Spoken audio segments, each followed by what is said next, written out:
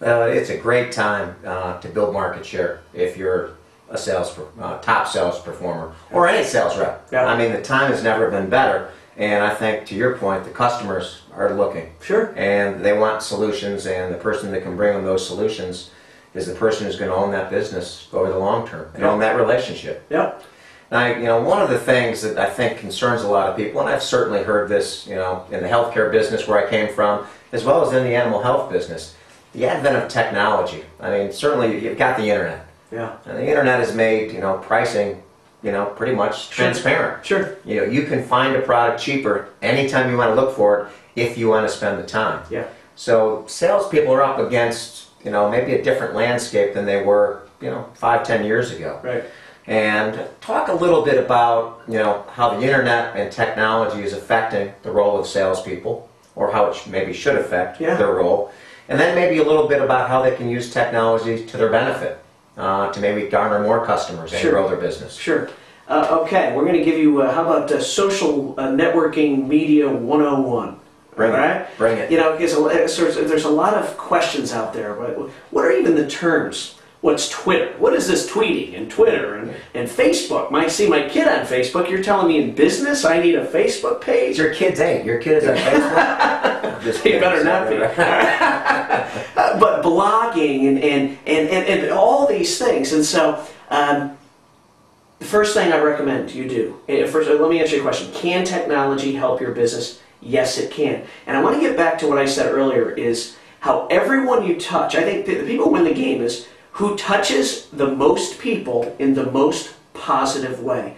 I think that's how you're judged in sales, because I think the byproduct of touching a lot of people in a positive way, you just happen to sell a lot of stuff. So you can only get to so many people face to face every day. You can only knock on so many vets' doors, right? And you can only deliver so many 30-second elevator pitches. So here's what I recommend all salespeople. You go to a little site you might have heard of. It's called Twitter.com. This might be your first step to technology. Twitter. You sign up for a free account. Now let's say you're in animal health and you live in Ohio. You set up your account and you would do a search for a keyword, and you might type in Animal Health Ohio. And don't be surprised if what pops up are 40 animal health doctors and clinics who are Twittering. Now, for those of you who don't know what Twitter is, it's simply someone on the other end is typing what they are doing now. So you might have a vet clinic type in, just purchased the latest and greatest piece of equipment that allows me to blank. And if you sign up to follow them, all throughout the day you're going to find out, ooh, look what they're doing. Look what happened. Hey, it's someone's 25th anniversary, and you're the one sending the card, right? So it gives you access to folks who, by knocking on the door, sometimes you wouldn't get access to. So it's very easy. So I always say, hey, and it's new to me. I've been doing this in my business, and it's you really start increasing the network, right? Another thing is, of course, we're all getting 15 LinkedIn invites, right? Yes. What do we do with all those, right? Now, I haven't quite figured out the LinkedIn bit. I've got, X number of 100 connections, and I'm not talking to them on a regular basis. So I'm still working that out. The Twitter bit, I get. One more thing on technology I want to bring up is blogging seems to be a big deal, right? Sure. Can a salesperson have a blog? And here's my take. Why not? Right? Let's say you walk in with the same piece of equipment that someone can buy on the internet. Theirs is $200 less on the internet, which means what you provide has to be different. You can't go in with the same product, provide equal value, and expect a higher GP. I agree. But what if this? What if you're reading magazines like Vet Advantage? You're keeping up to date on industry trends. You're on animal health message boards. You're learning stuff. And you decide that, once a month, once every 2 weeks, heck, once a week, I'm going to do a blog and what I've learned from my other animal health clinics. Things that are working, things that aren't working, things that they learned at that meeting. And you compile it. And everyone in Ohio, if that's where you're from, starts going to you, the salesperson's blog, to get updated on industry trends or just testimonials or anecdotes of things. Now you're looked at as a entirely different resource of information.